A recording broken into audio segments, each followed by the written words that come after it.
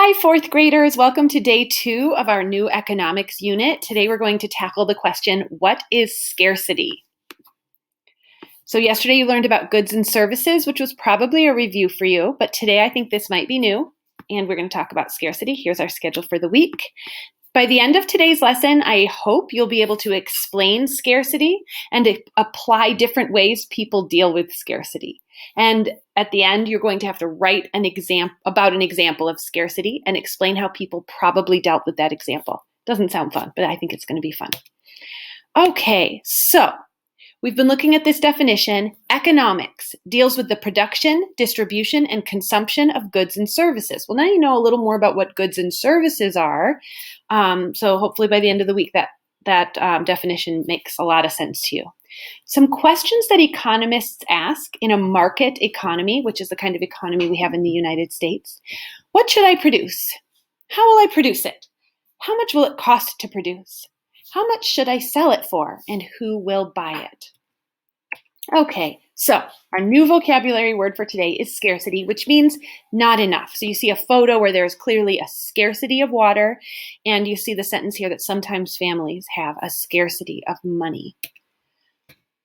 Okay, so let's imagine a scenario called scarcity at a party. Imagine that you are having a party and your mom buys you 6 cupcakes to share. That's half a dozen. But more friends come than you were expecting, and including yourself, there are 10 kids and 6 cupcakes. More kids wanting cupcakes than cupcakes. So you have a scarcity of cupcakes. How are you going to handle this? Now, there are lots of ways that people deal with scarcity. So let's go through some of those. And I want you to think, which method would you use if you had 10 people and 6 cupcakes? Okay, the first one, fight for it. Now, you can imagine if we were cave people that we would fight for our resources, right? If we wanted this cave, we would fight for it. Now, if this is your party, do you want to have people fight for the cupcakes and they can throw a few punches and the winner gets the cupcakes? Or the 6 top kids get the cupcakes and the 4 kids who get, who give up because they got hit too hard, they don't get the cupcakes. Not a very good way to deal with the scarcity of cupcakes. Okay, how about this one? Trading. You can say to your friends, hey, whoever can give me the best trade for my cupcake gets a cupcake. Or whoever will pay me the most for the cupcake gets a cupcake. So that might work better than fighting for it, I think, but it's not really fair, is it? So you have a friend who doesn't have anything good to trade and they don't get the cupcake. So I wouldn't recommend that method. First come, first serve. Okay, so you've got the first 6 people to arrive at your house get the cupcake and the last 4 don't get one. Okay, I don't think that's the worst one I've heard so far. That's how we do a lot of things, right? Like if you're trying to get tickets to a concert, usually you have to call right away. Well, we haven't had a concert in a long time, but you can imagine you have to call right away so that you can be one of the first kids to get a ticket. First come, first serve. Need-based. Whoever's the hungriest, you could ask your friends, who wants this cupcake the most? Who's the hungriest? Who needs it the most? I think they're all going to say me, and that's not going to work out very well. But this would be how, for example, at the emergency room, you might be waiting your turn. Let's say you need stitches. You cut your eye falling out of bed, and you cut your eye, and you're waiting for a stitch. And you're waiting, and it's first come, first serve, okay, for now.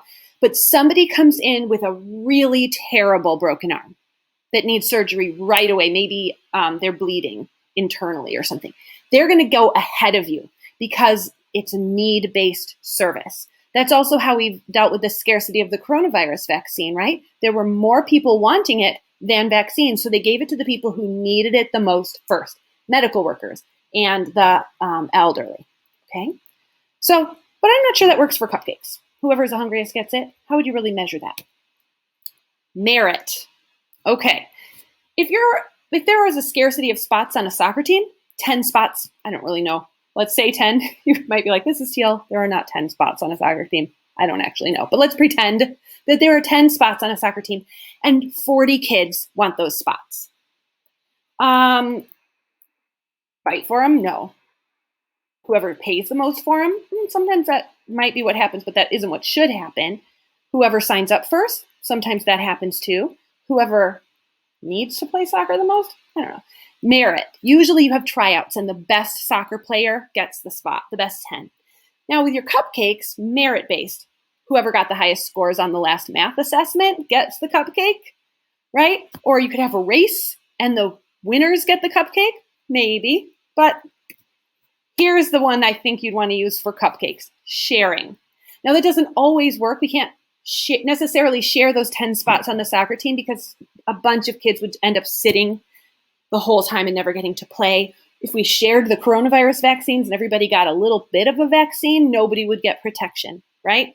But with your cupcakes, you could give everybody, well, if you have 6 and you have 10 guests, I'm sure you guys know they could each get 6/10, right? Or you could give them half and secretly eat the remainder. Okay, so those are the ways to deal with scarcity. Now, scarcity happens all the time, and we'll talk more about it tomorrow when we learn about supply and demand. But let's just review the methods we just learned. Fighting for it, so the strongest gets it. I'm trying to think if I ever think that's a good idea, but that does happen with countries having wars, trying to fight over resources. And if you watch old movies, it seems like it used to happen for lunch money. People would fight over and take your lunch money. But anyway, not a good method. Trading or selling, the richest gets it. We get this a lot, right? Whoever was willing to pay the most, or if you're willing to pay enough, you get it. First come, first serve. Whoever needs it most, the winner gets it, and sharing. Everyone gets a little bit of it. Okay, these are some ways to deal with scarcity. Now is the practice time. So let's look at a few real life examples of scarcity problems, and I want you to think which of these methods would be the best method for dealing with that scarcity scenario. Or if it's a real life problem, you could also think to yourself, which method would people probably use? Maybe it's not always the best method, but which method do you think they'd probably use?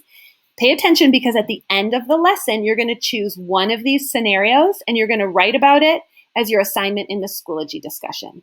Okay, only one of them, but just pay attention and think, which one do you want to write about?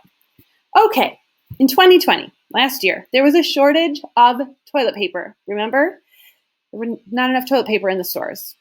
So how did your family deal with this scarcity problem? I don't know if you remember, but maybe you do. I'm going to move my little picture out of the way because I'm blocking it. So, fighting.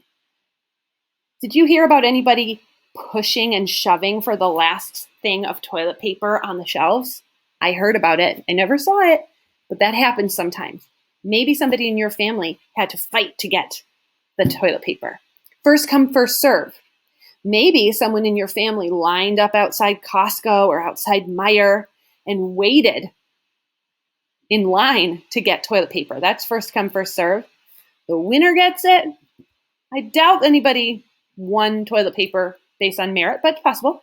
Trading and selling. Some people buy, the price of toilet paper went up for all of us.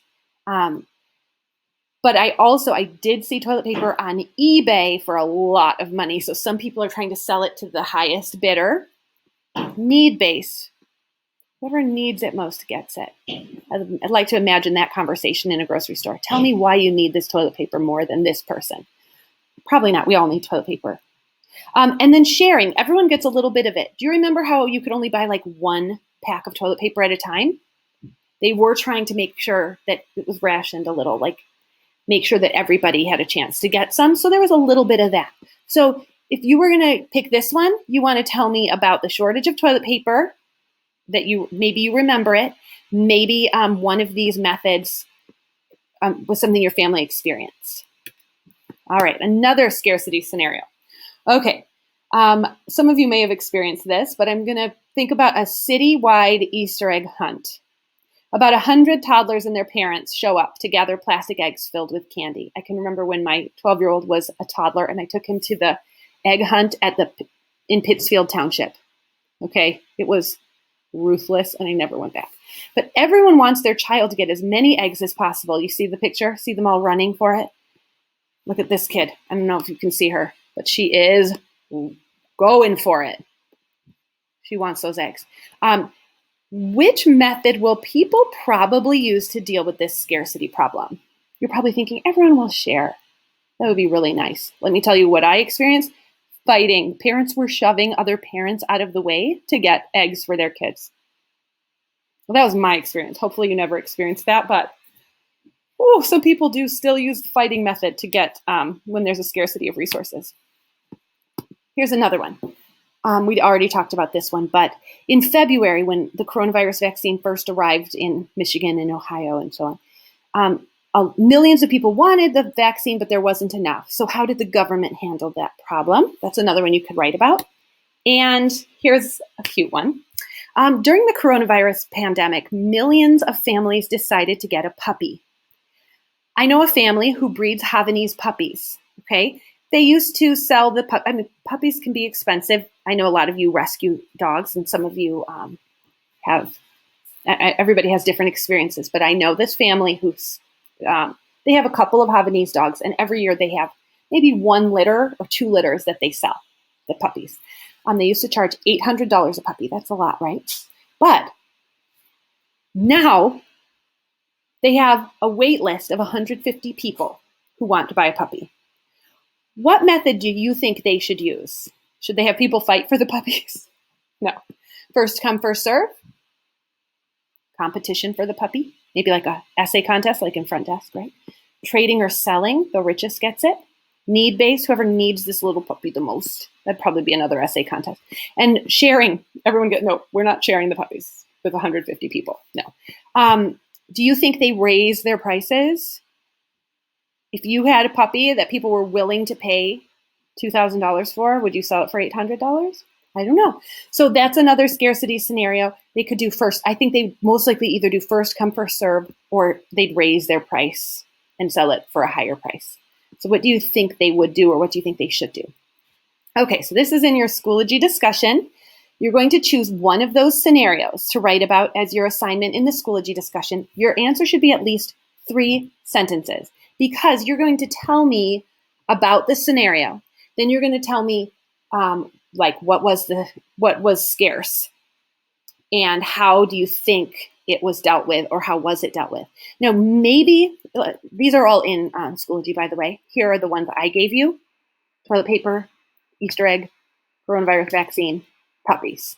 Okay, 4 different things that were scarce. There was not as many of them as there were people who wanted them. Okay, scarcity. Maybe you're thinking of another scarcity experience. And if you have one in mind and you want to write about that, that's okay. It doesn't have to be one of these. So you're going to choose one, and you're going to say, did people fight for it? Now, that might apply, for example, in this one. Don't use it to be silly. Okay, don't give me a serious answer. Only say fight for it if you think people actually would fight for it. Paying the most for it. First come, first serve, whoever gets there first. Need-based. Merit-based.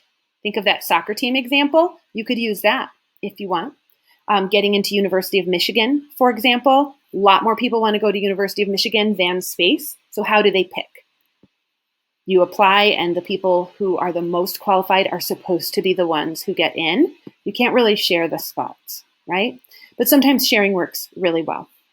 So I'm looking forward. I've only seen my classes, but I'm sure your teacher is looking forward to reading about your scarcity scenarios. So just reflect before you go to Schoology and start that assignment. Do you feel ready to write about an example of scarcity and explain how people probably dealt with that example? Or maybe it's scarcity from your own life and you're going to tell me how you dealt with that example. So are you ready to do that? Hopefully you're giving me a thumbs up.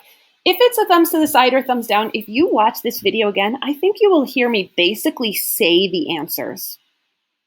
Okay, so maybe just watch again if you're not sure. Okay, guys, thanks. I hope you enjoyed that lesson and learning about scarcity. I will see you soon. Bye.